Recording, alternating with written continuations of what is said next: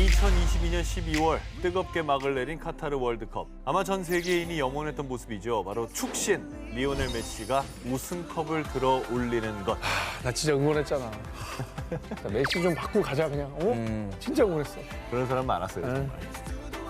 오죽했으면 메시가 우승하자 아르헨티나의 축구계의 숙적이죠. 브라질의 전설 펠레와 호나우두조차 메시는 우승할 자격이 있다. 월드컵 스타를 넘어 한 시대를 풍미한 천재의 마지막이라며 축하 인사를 건넸습니다. 1986년 이후 36년 만에 아르헨티나의 우승을 안겨준 메시. 메시는 라스트 댄스를 화려하게 장식하며 The Greatest of All Time, 역사상 가장 위대한 고트로 등극했는데요. 하지만 아시다시피 고트 메시가 이 우승컵을 들어 올리기까지 정말 험난했습니다. 메시야 그간 프로리그, 유럽 축구연맹, 챔피언스리그, 올림픽 등등등 온갖 우승 트로피를 싹쓸이. 그리고 축구 선수들의 영예인 발롱도르도 무려 7번이나 수상했지만 모든 아르헨티나인은 마라도나와 함께 울었다. 하지만 메시와는 함께 울어본 적이 없다라는 말이 있을 정도로 2006년 독일 월드컵부터 시작해서 2018년 러시아 월드컵까지 무려 4번이나 우승 도전에 실패. 유독 전 세계가 주목하는 월드컵 우승 트로피와는 인연이 없었습니다. 그러니까 모든 걸 다 가졌다고 우리는 생각하잖아. 근데 본인은 너무 간절했던 거야. 그래서 이번 카타르 월드컵이 메시의 라스트 댄스였기에 그는 모든 걸 쏟아부었는데요. 골 세례를 이어가며 유독 월드컵에서 약하다는 우려를 종식. 마지막 축구 신성 음바페가 속한 디펜딩 챔피언이자 아트사커 강국 프랑스와의 결전에서 엎치락 뒤치락 쫄깃쫄깃한 명승부 결과 마침내 무려 4전 5기 끝에 전 세계가 그토록 바라고 원했던 우승컵을 들어 올렸습니다. 해피엔딩으로 막을 내린 메시의 라스트 댄스.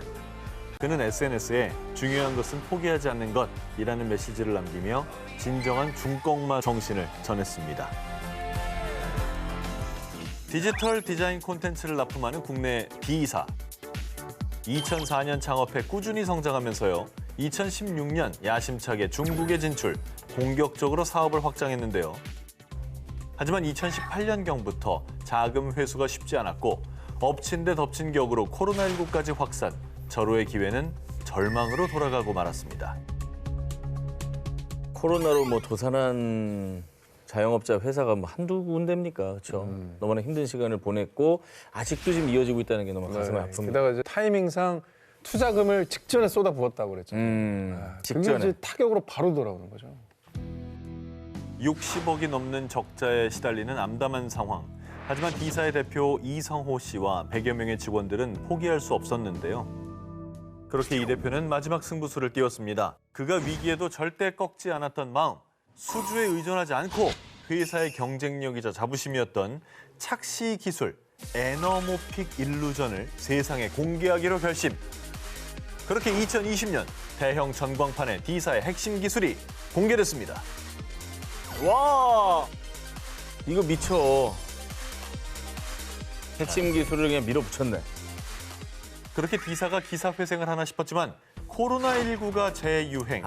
뭐야? D사는 또다시 벼랑 끝으로 몰렸습니다. 아이고, 이게. 하지만 역시나 포기하지 않은 이 대표. 사실 그는 코로나19가 재유행하기 전에 미국 뉴욕의 중심 맨하탄 타임스퀘어에 광고를 걸려고 했었는데요. 당시 무려 89개의 전광판 운영사의 연락, 꺾이지 않는 의지를 불태운 바 있습니다. 그리고 그의 지독한 집념은 결코 헛되지 않았는데요.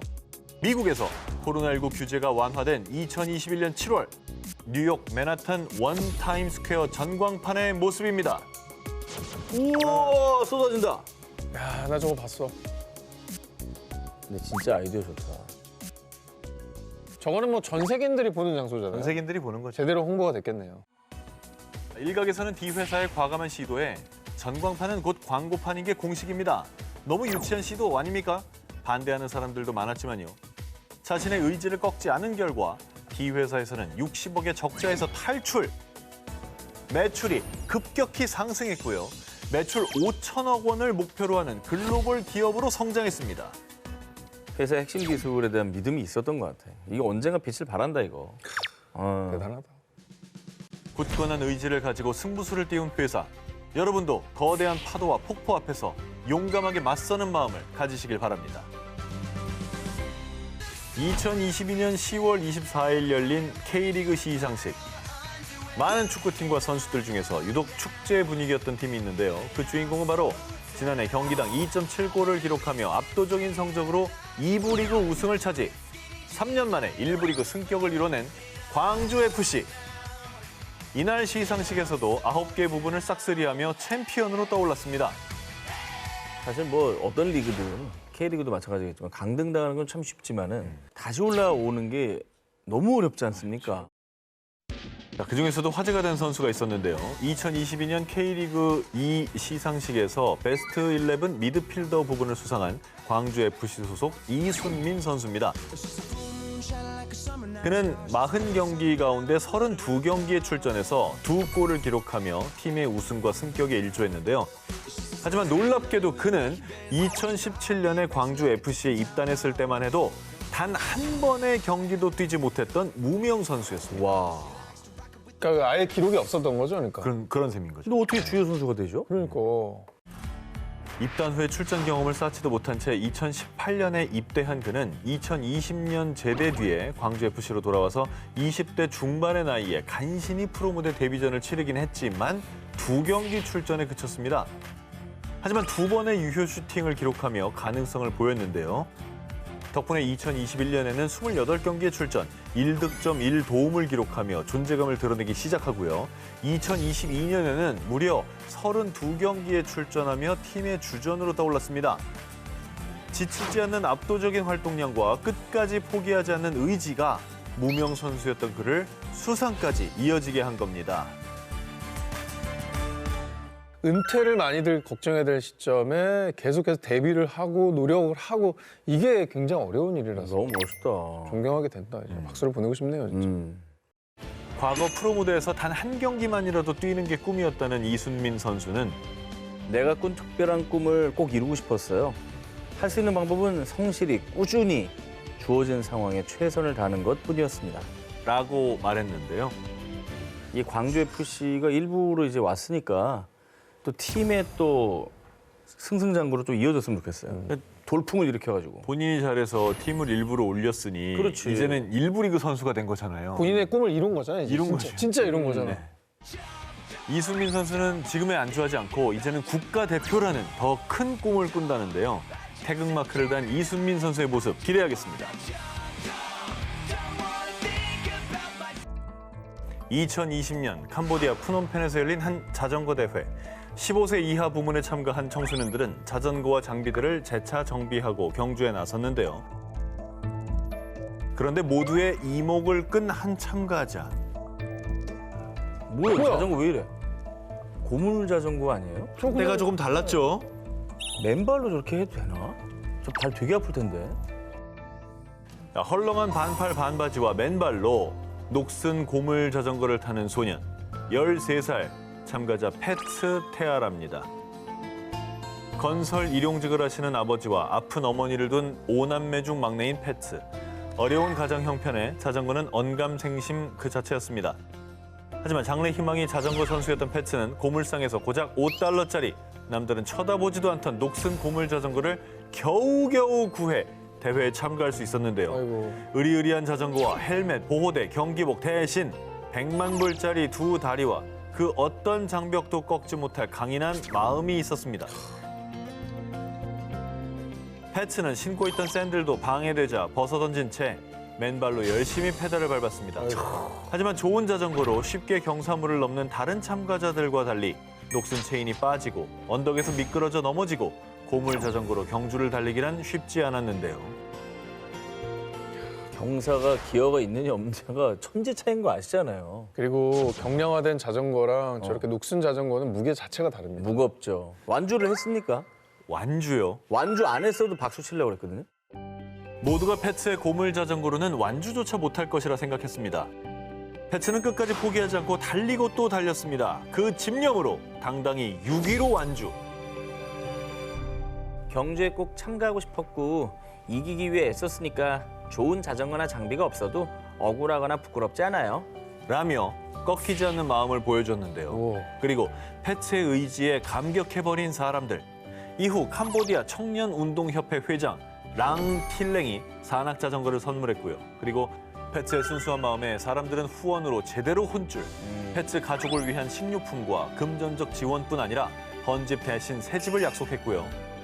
그리고 패츠의 국제학교 입학과 장학금을 지원하는 등 소년이 보여준 의지에 걸맞은 결말이 펼쳐졌습니다.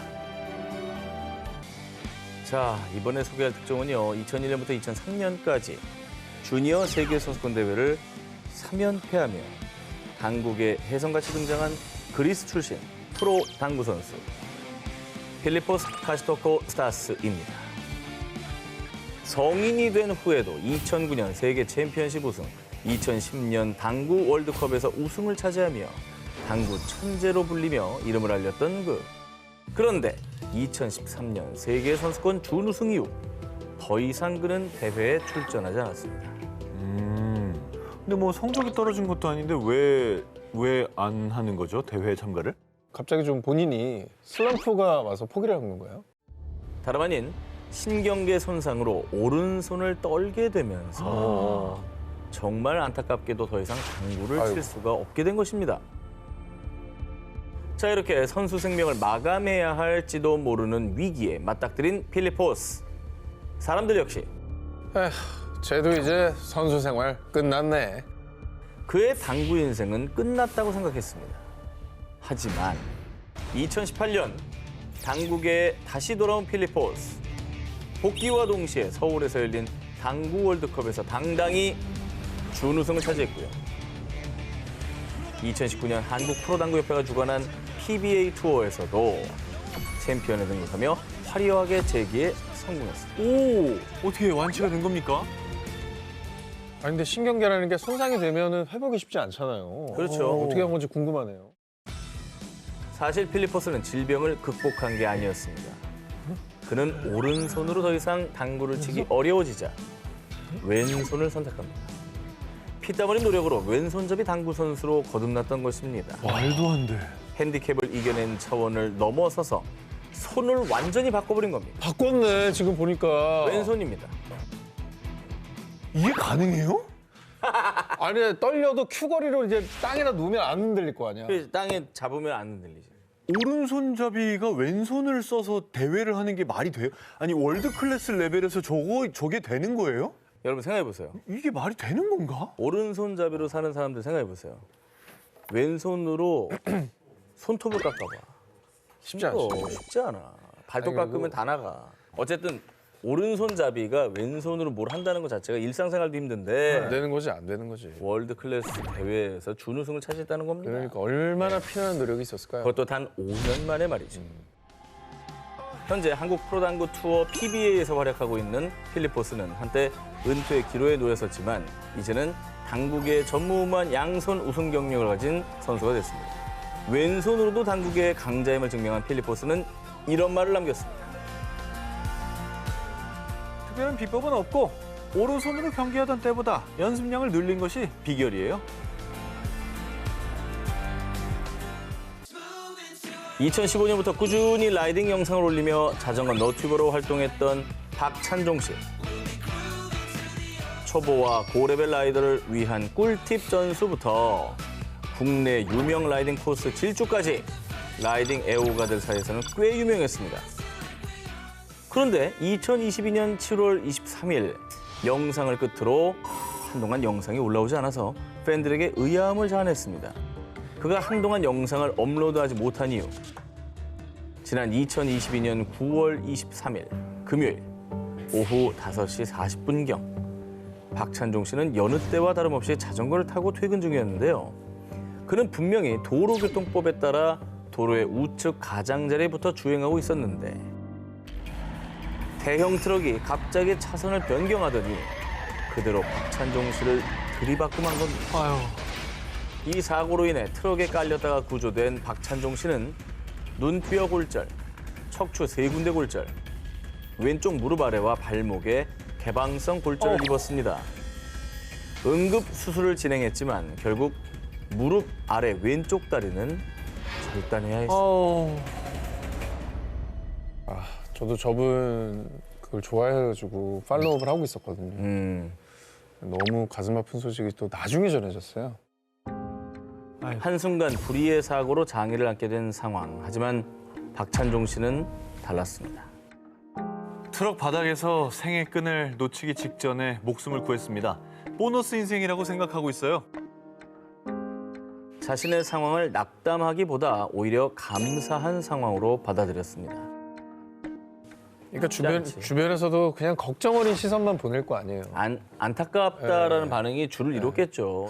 근데 오히려 그거를 낙담으로 이제 받아들이는 게 아니라 정말 당당하게 그렇죠. 극복하는 모습으로 보여주셔서 진짜 저는 감사한 마음이 들더라고요. 몸은 불편해졌어도 건강한 정신으로 육체의 한계를 극복하겠다는 박찬종 씨. 2023년 5월에 결혼식 날 제 두 다리로 당당히 걸어 들어가겠습니다. 박찬종 씨는 휠체어가 아닌 최근 의족 착용 후 열심히 재활운동 중인 근황을 전했습니다. 심지어 달리기 3.9km, 사이클 180.2km, 마라톤 42.195km를 연이어 진행하는 극한 스포츠 경기인 듀애슬론 대회까지 출전하겠다고 선포. 대단하시다. 꼭 성공하시고 행복한 또 결혼 생활도 하시길 바랍니다. 응원하겠습니다. 귀여운데요? 수영 연습하는가요? 무거워 보이는 몸으로 열심히 운동하는 이 소녀는 제이크 벨라입니다. 자, 그런데 벨라에게 운동은 단순한 다이어트의 의미가 아닙니다. 벨라가 운동하는 이유는 살기 위해서, 생존을 위해 치열하게 싸우고 있는 겁니다. 사실 벨라는 5살 때 희귀 질환인 로하드 증후군 판정을 받았는데요. 자, 신경계 이상으로 인해 호흡장애부터 당뇨병 등 각종 합병증의 급성 호흡 부전까지 자칫 사망에 이를 수 있는 질환으로요. 원인 불명 또 이 명확한 치료법도 없어서 환자의 평균 수명이 겨우 5살에서 9살에 불과하다고 합니다. 야, 이거는 본인이 잘못한 게 하나도 없는 거잖아요. 네, 그러니까 살이 차오르는 게 이게 이제 병으로 인한 거예요. 아, 이건 너무 가혹하다. 진짜 살기 위해서 하는 거네. 자, 로하드 증후군은 규칙적인 운동 또 식단 관리로 체중을 관리하는 게 정말 중요한데요. 하지만 이 병 때문에 먹어도 배고픔에 시달리는 벨라.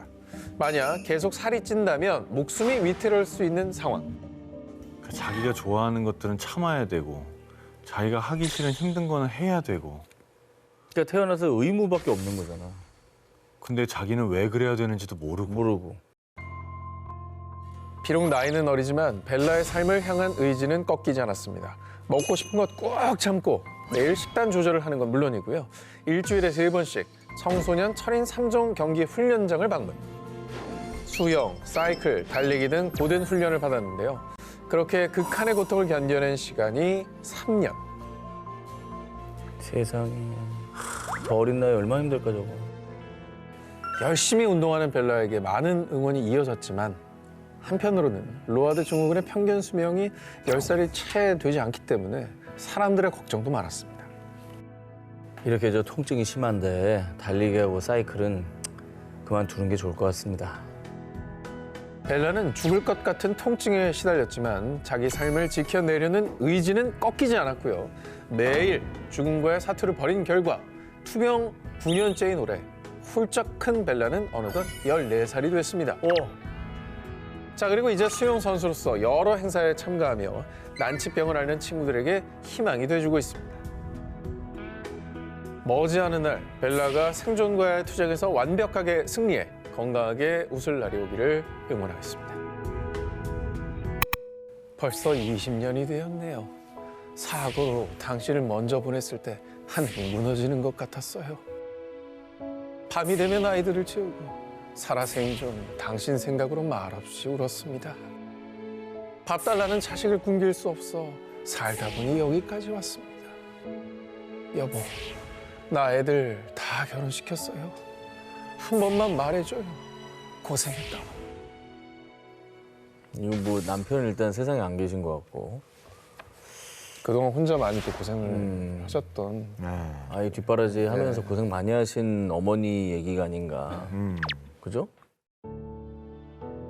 2012년에 출간된 한 시집에 실린 편지. 해당 시집은 충북 옥천군의 한글 학교에 다니는 할머니들의 시를 모아 제작된 시집입니다. 그중에서도 편지의 주인공인 당시 76세 최종희의 할머니의 사연이 사람들의 눈물샘을 자극했습니다. 그 이유는 말이죠. 할머니에게 이 편지를 쓰는 과정이 쉽지만은 않았기 때문인데요. 한평생 학교 근처에도 가본 적이 없었던 할머니는 하늘나라로 먼저 떠난 남편에게 편지로 마음을 전하고 싶다는 일념 하나로 70이 넘은 늦은 나이에 한글을 배우기 시작했기 때문입니다. 소중한 편지였구나. 우리는 어릴 때부터 이제 쓰고 배웠기 때문에 당연한 일일지도 모르겠지만 참 이렇게 70이 넘은 나이에 새롭게 뭔가를 시작하시기는 참 어려운 일이잖아요. 그걸 또 해내신 거고요. 너무나 간절히 뭔가 얘기하고 싶으셨나 봐요.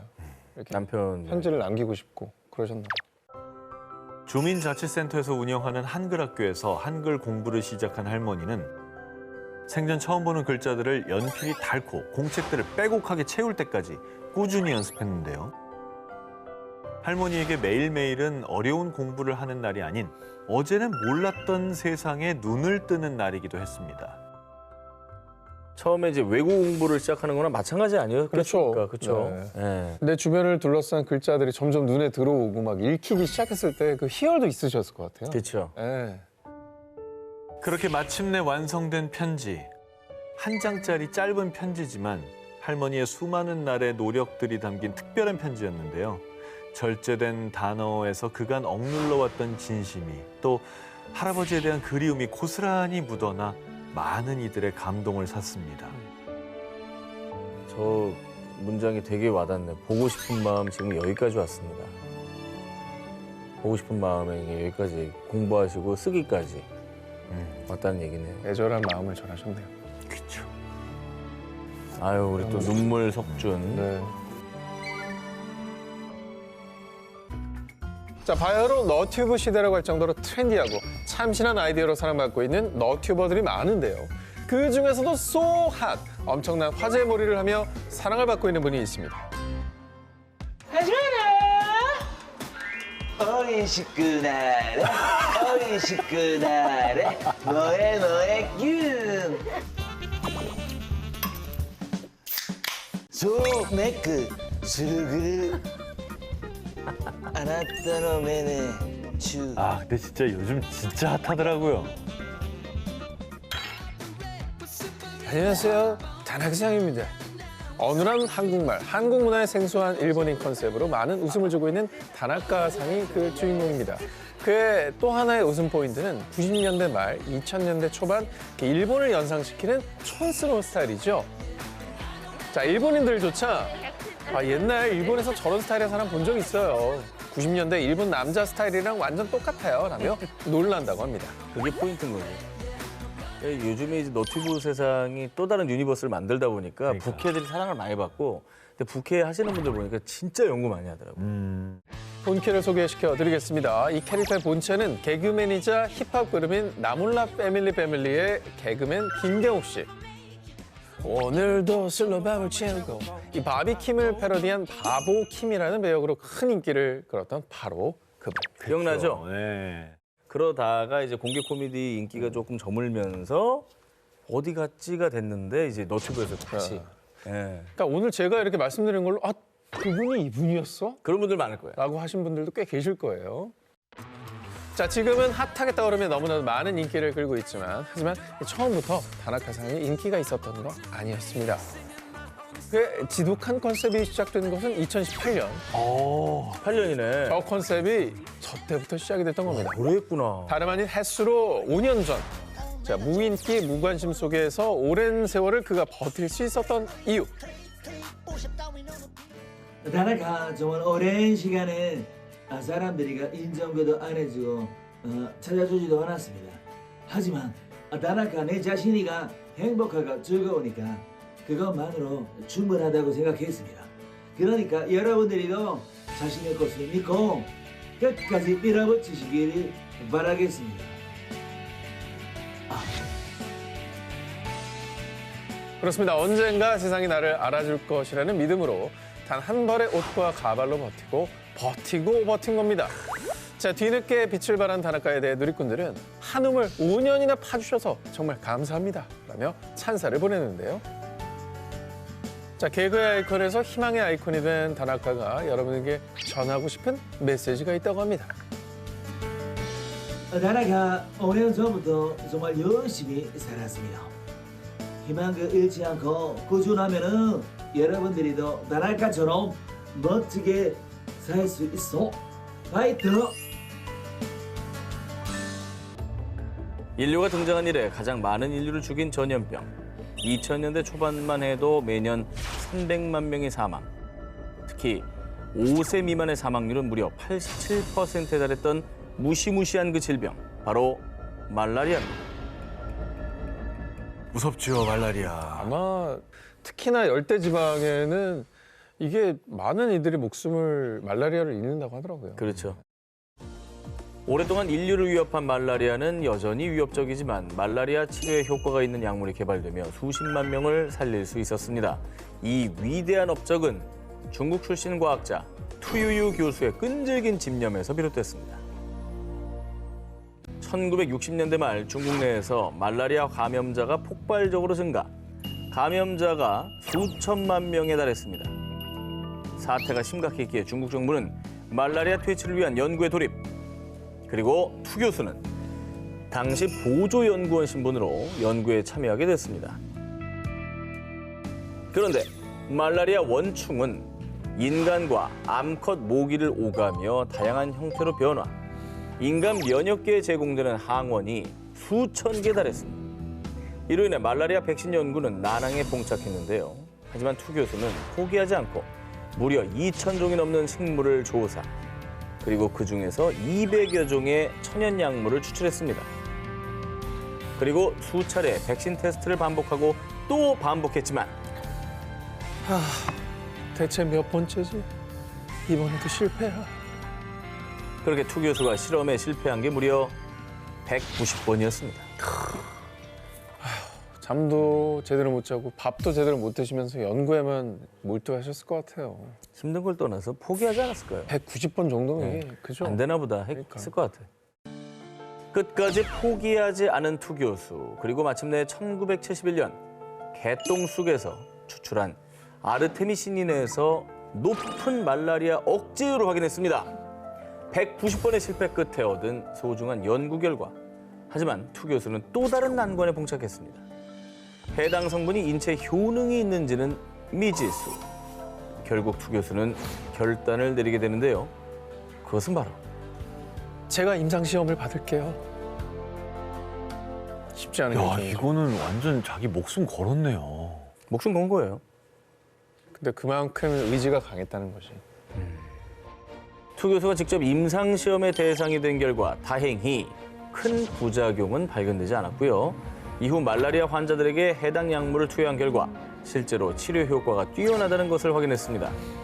극복할 수 없을 것만 같았던 말라리아 정복의 첫걸음을 뗀 순간, 이후 투 교수는 치료율을 더 높이기 위해 연구에 연구를 또 거듭했고요.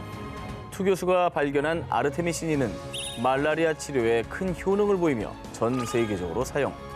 투 교수는 말라리아 환자를 구할 특효약 아르테미신인을 개발한 공로를 인정받았어요. 2015년 노벨상을 수상. 당시 이런 소감을 전했습니다. 제게 190차례의 실패가 있었습니다. 수상은 개인의 명예가 아니라 과학자 전체의 명예입니다.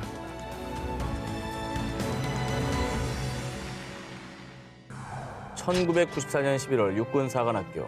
그날은 한 노병의 전역식이 있었습니다. 군번 212966 육군 중위 조창호 무사히 돌아와 43년 만에 전역을 명받았습니다. 지난 세월이 여실히 느껴지는 노병의 얼굴은 늙었으나 제복을 단정히 차려입고 거수격리를 할 때 그의 눈빛만은 43년 전 임관 때 그 눈빛 그대로였습니다. 1994년 당시 늦은 저녁식을 치른 조창호 예비역 중위는요, 지난 6.25 전쟁 당시 국군 소속으로 참전했다가 중공군에 의해 포로가 된 뒤 탈출. 국내로 귀환한 사상 첫 번째 국군 귀환 용사였습니다. 어머. 전쟁이 발발하자 당시 대학생이었던 조창호님은 자원 입대, 포병 장교로서 벼락 같은 총소리와 시뻘건 피가 난무하는 전쟁터에서 목숨 바쳐 싸웠습니다. 그런데 1951년 강원도 인제에서 전투 중 그만 중공군의 포로로 붙잡힌 조창호님. 그렇게 행방이 묘연해지면서 국군은 그를 전사자로 처리, 육군 중위로 추서했습니다. 아이고. 전사자로 처리가 된 거예요. 고향에서는 망자가 됐지만 조창호님은 살아있었습니다. 노예나 짐승보다도 못한 포로의 삶. 납북된 그는 1952년 동료 포로들과 탈출을 계획했지만 감시가 삼엄한 탓에 탈출에 실패하고 마는데요. 하지만 북한의 전향 회유를 끝까지 거부했습니다. 그렇게 반동분자로 낙인 찍힌 조창호님은 악명 높은 노역소에서 강제 복역해야 했는데요. 그 지옥 같은 세월은 무려 13년이나 지속됐습니다. 잔인하다. 아휴. 건강 상태는 뭐 완전 말할 것도 없었겠네요. 하지만 지옥 같은 현실에서 그가 유일하게 붙잡을 수 있었던 희망은 내 나라, 내 조국으로 돌아가겠다는 결코 꺾이지 않는 마음. 13년간 포기하지 않았습니다. 기회를 누려 또다시 탈출을 결심. 그렇게 1994년 압록강에서 배를 타고 북한을 탈출하는 데 성공했습니다. 긴 세월 정말 고생 많으셨습니다. 언젠가 돌아갈 수도 있지 않을까 하는 그 마음 하나만으로 이 악물고 버텨서 살아서 돌아오셨던 거예요. 이렇게 그는 포로가 된 지 무려 43년 만에 대한민국 국민의 한 사람으로서 이 땅을 다시 밟았습니다. 그리고 지난 2006년 그토록 그리던 조국의 품에서 눈을 감으셨다고 합니다. 우주의 검은 구멍 블랙홀. 현재 블랙홀의 존재는 공공연한 진실입니다. 그런데 이 블랙홀이 실존한다는 것이 과학적으로 입증된 게 2019년, 그러니까 불과 4년밖에 되지 않았습니다. 블랙홀의 존재는 1915년 아인슈타인의 일반 상대성 이론을 통해 처음 예견됐는데요. 엄청난 중력으로 행성과 가스, 우주먼지는 물론 빛까지 빨아들인다는 블랙홀. 그렇게 블랙홀은 관측 불가. 사실 과학계에서는 블랙홀의 존재 가능성만을 믿어왔을 뿐 지금까지 영화 인터스텔라 등 SF 영화와 다큐멘터리에서 보여준 블랙홀은 수학적, 물리학적으로 계산해 추정한 상상도였습니다. 뭐 사실 누가 본 적은 없잖아요. 그렇죠. 네, 그냥 상상일 뿐이죠. 블랙홀이란 한 우물을 판 집념의 사나이가 있었습니다. 바로 독일의 천문학자 라인하르트 겐첼. 1990년대부터 오로지 블랙홀 관측에 매진했습니다. 그런데 블랙홀은 빛조차 빠져나올 수 없는데 어떻게 블랙홀을 관측한단 말이야? 차가운 시선들. 사실 아인슈타인조차 블랙홀은 이론적으로 존재할 뿐 증명하지 못하기에 그 존재를 확신하지 못한다고 했습니다. 하지만 겐첼은 포기하지 않았습니다. 일단 우리 은하 중심 블랙홀의 둘레를 도우는 항성들의 운동을 추적하기로 했습니다. 그러나 우주먼지와 가스구름에 가려서 관측할 수가 없네. 블랙홀의 실체에 다가가는 건 결코 쉬운 일이 아니었는데요. 그렇게 5년, 10년, 20년 겐첼이 블랙홀을 연구한 지 무려 30여 년의 세월이 흘렀습니다. 야, 30여 년간 한 우물만 팠네요, 진짜. 한 우물을 팠는데 요만큼 방울이라 나오면 그거 쫓아갈 거 아니야. 아무것도 없는데 계속 본 거야. 그 정도면 사실 내가 잘못 팠나? 라고 할 법도 한데. 네. 하지만 꺾이지 않은 마음으로 블랙홀 연구에 매진했던 겐첼. 그 결과 겐첼은 2019년 사건의 지평선 망원경 일명 EHT 프로젝트 연구진과 함께 전 세계 8개의 전파 망원경을 하나로 묶는 가상의 전파 망원경을 형성. 초대질량 블랙홀 관측에 최초로 성공했습니다. 저게 진짜 블랙홀이에요? 뭘 봐도 이게 뭔 소리라는 거야. 무려 5,500만 광년 떨어진 천여자리 A은하 중심부에서 일명 블랙홀 그림자를 발견. 수차례 관측 자료 보정과 영상화 작업을 거쳐 블랙홀의 고리 형태 구조와 중심부 어두운 지역을 관측했고요. 블랙홀의 존재를 입증한 공로를 인정받아 지난 2020년 노벨 물리학상을 수상. 당시 겐첼은 이런 소감을 남겼습니다. 과학자가 노벨상을 받는 데 필요한 자질은 장수하는 거라는 말이 있죠. 30년을 일단 파야 되는 거니까. 진짜 대단한 거죠. 집념의 교수님이네, 진짜. 1969년 7월 17일 미국에서도 콧대 높기로 유명한 언론사 뉴비 타임즈의 보도. 지난날 그가 옳았습니다. 당시 그를 비난했던 우리 뉴비 타임즈의 실수를 인정합니다.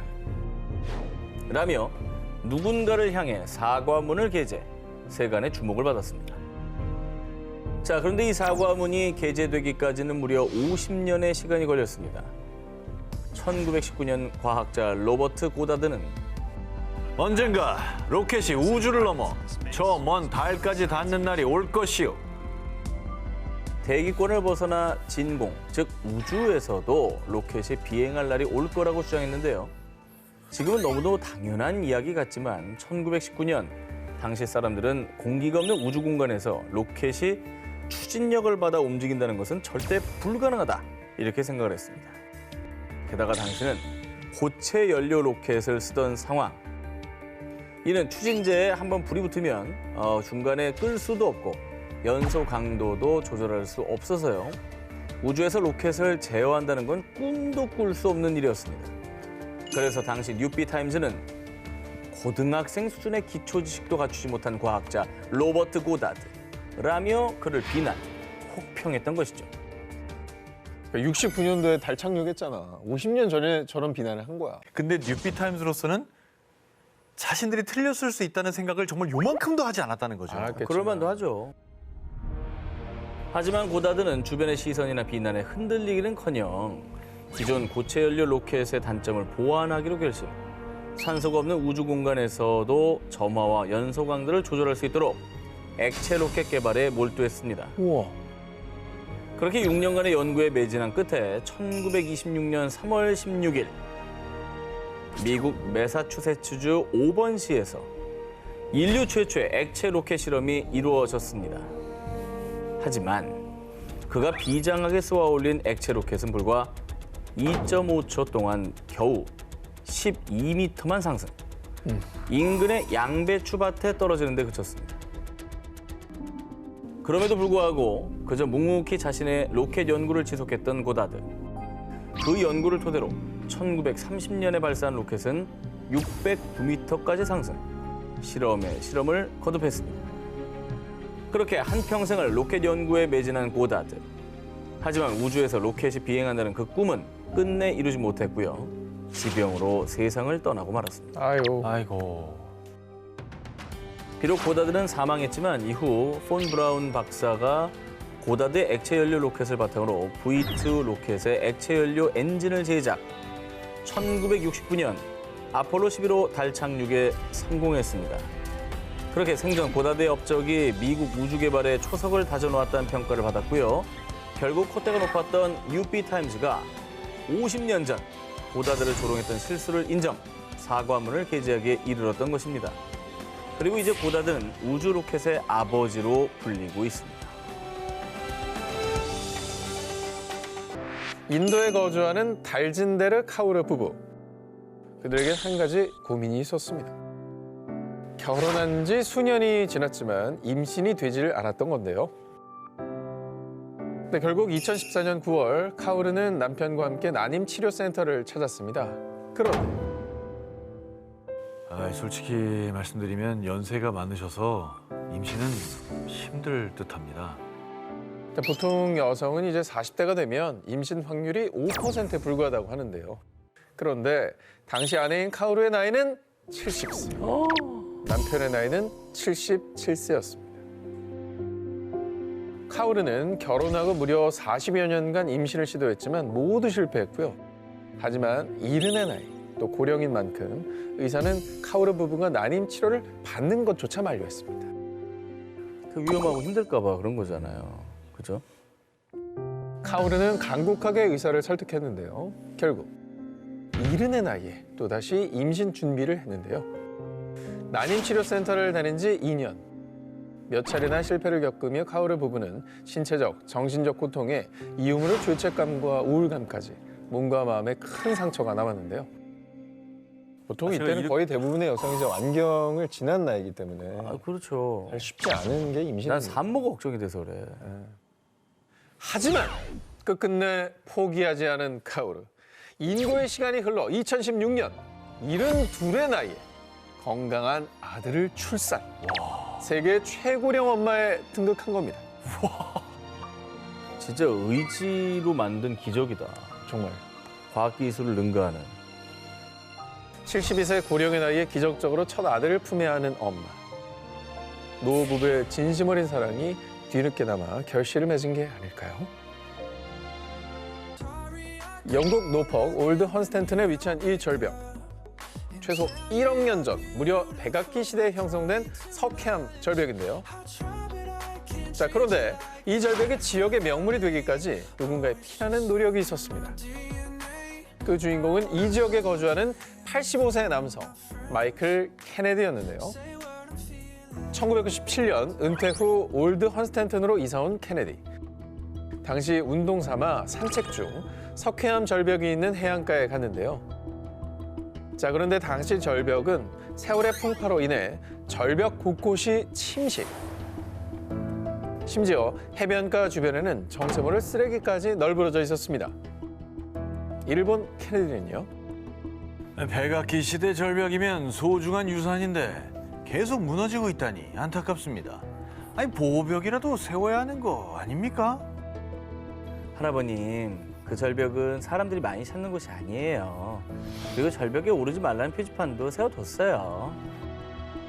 아니, 백악기 시대 유산인데 관리가 안 되고 있었나 봐요? 그렇습니다.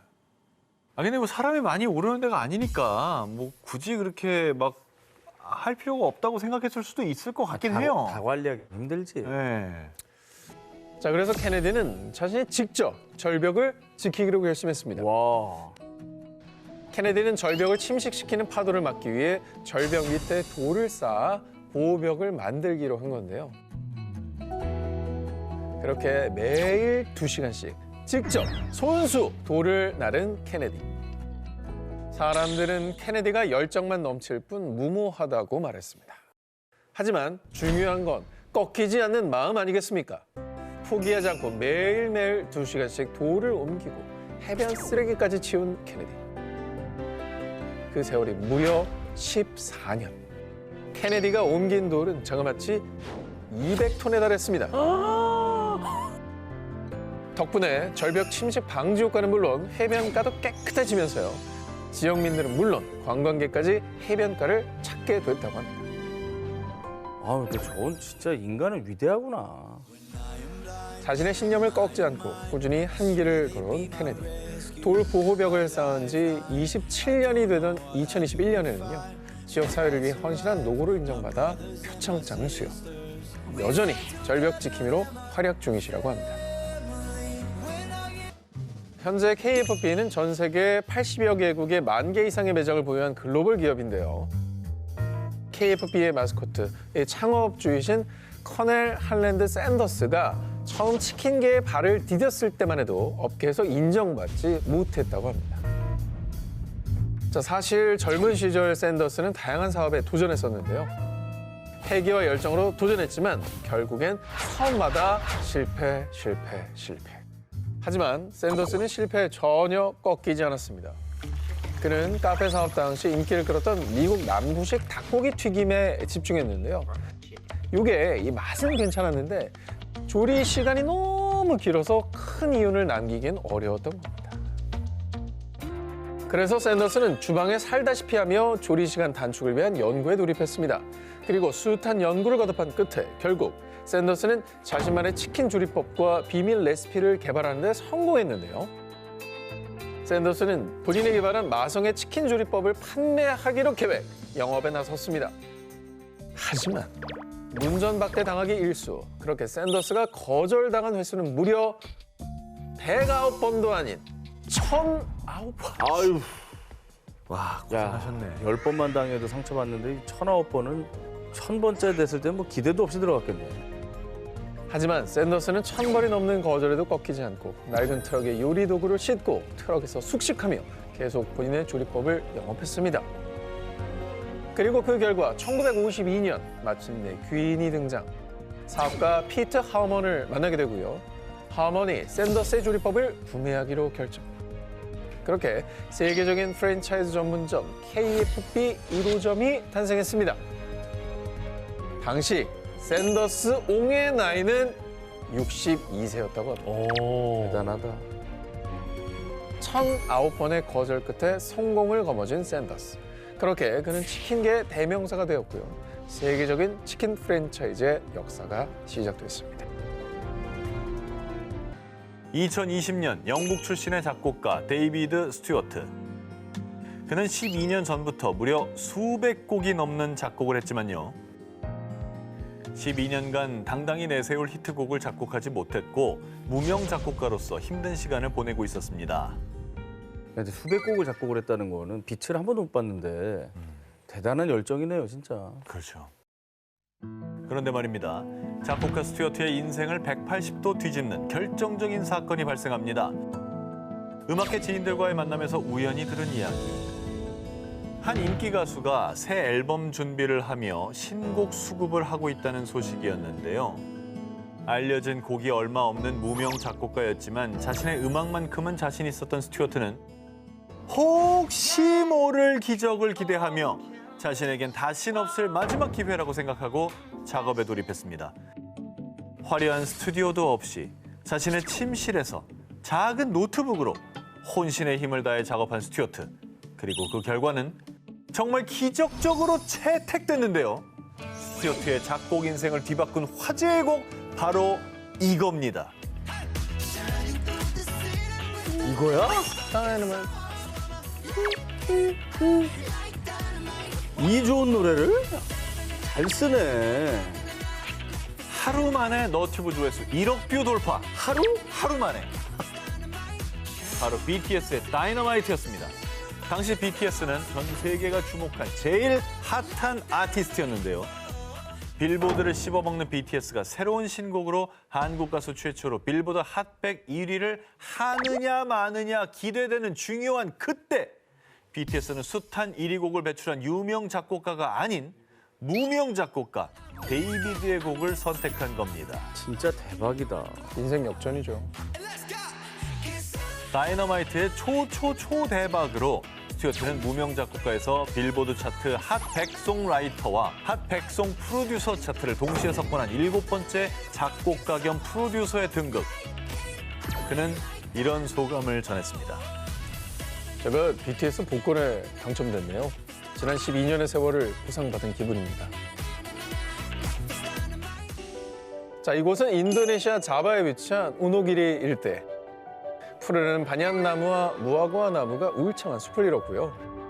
숲엔 주민들의 삶의 근원이 되는 물줄기도 흐르고 있는데요.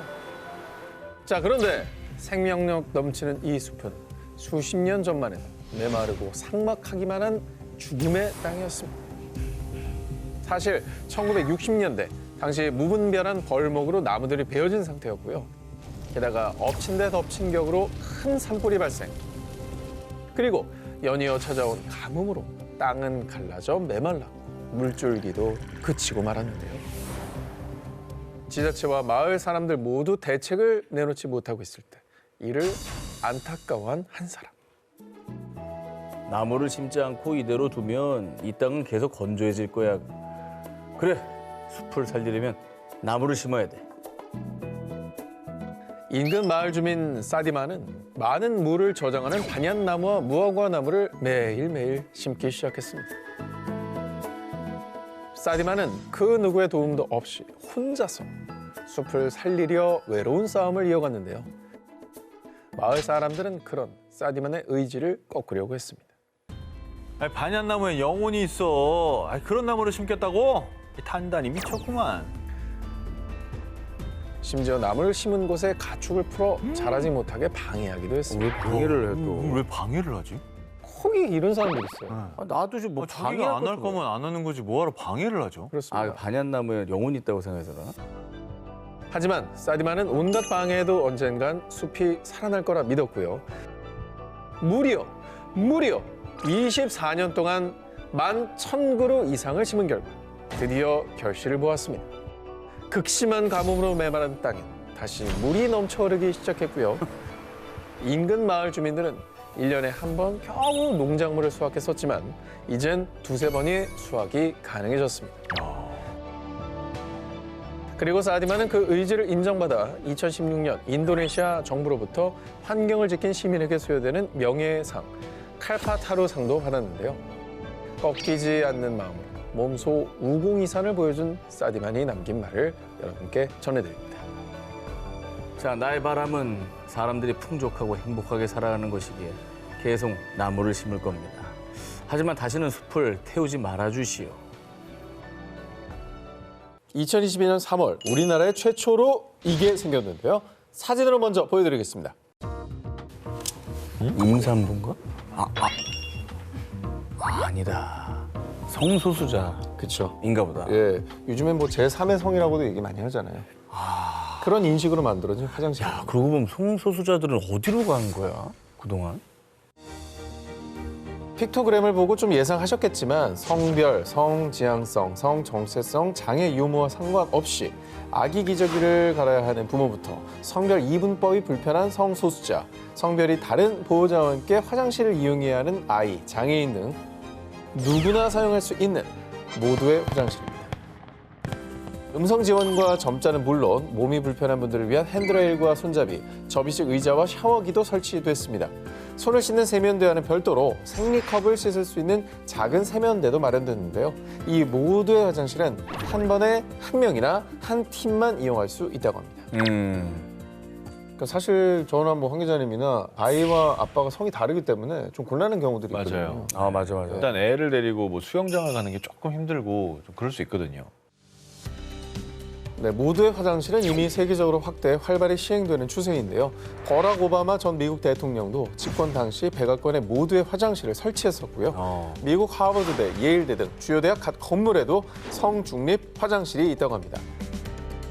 스웨덴에서는 이미 공중 화장실의 70%가 남녀 구분이 없는 성중립 화장실인 모두의 화장실이라고 하는데요. 그런데 아, 그걸 누가 쓴다고? 그 돈 낭비 아니에요? 에?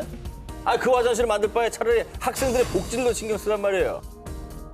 자, 이렇게 문화적인 거부감이나 비용적인 문제로 반대 여론도 적지 않아 완공까지만 총 5년이 걸렸다고 합니다.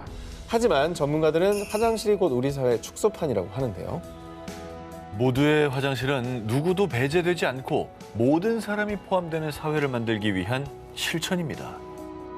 어떤 사람한테는 그냥 뭐 화장실 하나 아냐 이렇게 생각할 수 있겠지만 이 화장실 하나가 어떤 그 인식을 바꾸는 출발점일 수도 있을 것 같아요. 그 말이 되게 중요한 거예요. 네. 인식을 바꿔주잖아요. 가장 기본적인 권리부터 차별받는 사람이 있어서는 안 된다는 취지로 시작된 모두의 화장실. 좀 더 평등한 사회를 위한 하나의 출발점이 되지 않을까요? 자, 이번 특종은 영상을 먼저 보여드리겠습니다. 이거 뭐야? 술자리예요? 약간 술을 좀 드셨어요. His episode Why He Drinks 라는 제목으로 에 올라온 이 영상. 동료들이 실현당한 남성을 위로해주는 내용입니다. 1분 42초의 짧은 영상이지만 바로 여기서 대한민국 역사의 한 페이지는 쓰이게 됩니다. 우와, 뭐지? 특별한 여기에? 분이야? 뭐 야, 이걸 못 맞춘다고요? 유명한 사람이야? 나 정말 대화하기 싫네. 이게 아니면 우리나라의 너튜브에 올라간 영상 1호인가? 사실 이 영상의 업로드 날짜는 무려 18년 전인 2005년 8월 9일 세계 최초의 너튜브 영상이 업로드되고 불과 3개월 뒤였습니다. 이 영상은 바로 한국 최초의 너튜브 영상이자 한국 1호 너튜버의 탄생입니다. 아. 가장 긴 경력을 갖고 있는 너튜브 연구자. 아직까지 활동하신다면. 그렇죠. 네. 최고 경력에. 원래 그 너튜브 창립자가 동물원에서 찍은 게 너튜브 첫 번째 영상이라고 저희가 한번 소개했었잖아요. 햇살 미했던 주. 네네네. 근데 이거는 이제 한국 최초인 거네요. 너튜버계의 시조세, 한국 너튜버의 아버지. 그 정체는 바로 찬이윤, 윤석찬 씨로요. 당시 그는 회사 야유회를 갔을 때 찍은 영상을 재미삼아 업로드하면서 이렇게 한국 너튜버의 역사가 시작된 것이죠. 그리고 우리 선구자께서는 또 하나의 역사를 써내려 가셨는데요. 여러분, 너튜브 이전에 일반인이 촬영한 인터넷 동영상 뭐가 있었습니까? UCC. 아, UCC. UCC 공모전 네. 많이 했어 우리. 많이 했었지. 그렇죠. 그런 것도 있었어요. 단체로 춤추는 거 뭐 이런 것도 있었고. 맞아. 그래. 텔미 나왔을 때 막 UCC 였죠, 경찰 무슨 UCC. 중학생 엄청 많았는데 그때. 그렇습니다. 너튜브란 신세계를 영접한 윤 씨는 국내 UCC 열풍에 한몫한 D사 TV팟 출시에도 기여.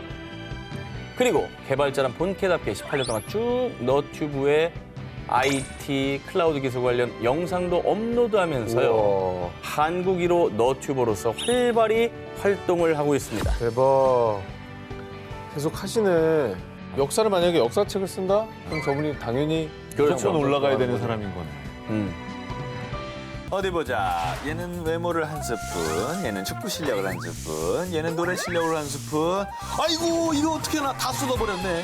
라고 모든 재능을 다 넣어버리지 않았을까 싶은 남자가 있습니다. 바로 라틴 발라드의 살아있는 전설 훌리오 이글레시아스입니다. 매력적이죠. 잘생긴 외모는 기본으로 탑재돼 있고요. 심지어 머리까지 똑똑한 뇌생나무로요. 스페인의 명문 오브 명문 대학 마드리드 콤플루텐세 대학교 법학과에 입학합니다. 그런데 그는 재학 중에 정말 뜬금없이 축구 선수가 됩니다. 이게 가능할 것 같아요? 아니, 재능이 그 정도로 많았던 거 아니에요? 아니 근데 스페인은 워낙 축구 저변이 넓어서 그럼. 4부 리그, 5부 리그도 많으니까 이게 팀이 중요해요. 어떤 팀에 갔느냐. 들어보시죠. 근데 이게 그냥 축구 선수가 아닙니다. 저기 축구회 아니에요. 스페인의 명문 프로 축구 R구단 저기라고? 호날두가 뛰고 있는 그 팀 아니에요? 그 팀입니다. 그 팀이 2군 팀에서 골키퍼로 활약합니다. 그팀 2군은 어느 다른 리그 1위 팀 일본보다 뭐, 네. 맞지. 저 팀의 2군 팀은 웬만한 국가대표팀보다 나아요. 그렇죠. 솔직한 얘기죠. 쉽지 않을걸. 네. 그런데 어느 날 선수로서 한창 창창한 나이에 20살에 그만 큰 교통사고를 당하게 아이고. 이 사고로 1년 반은 꼼짝없이 입원 치료를 받아야 하는 심각한 부상을 입게 됐고요. 결국 안타깝게도 축구 선수 생활은 포기해야 했습니다. 어머머. 그런데 신이 그에게 쏟아부은 능력 중에 그동안 몰랐던 것이 하나 더 있었습니다. 신에게는 아직 한 가지 재능, 음악 천재 재능이 남아 있어옵니다. 잘한다. 높다 진짜. 감사합니다. 재능이 너무 많. 여기도 너무 많다. 1968년 테스트 삼아 스페인 대표 가요제인 바이도른 국제가요제에 자작곡을 들고 참가했는데 그런데 놀랍게도 덜컥 그랑프리상을 타면서 가요 관계자들에게 눈도장을 찍었고요.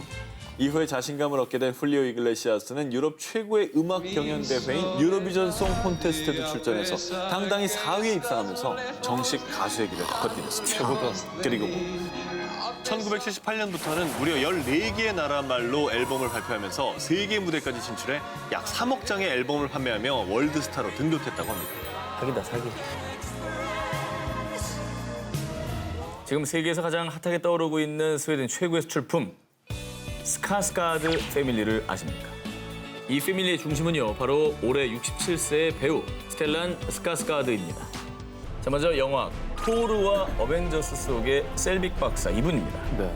그리고 맘마미아에서 주인공의 세 번째 아빠 후보 역시 이분입니다.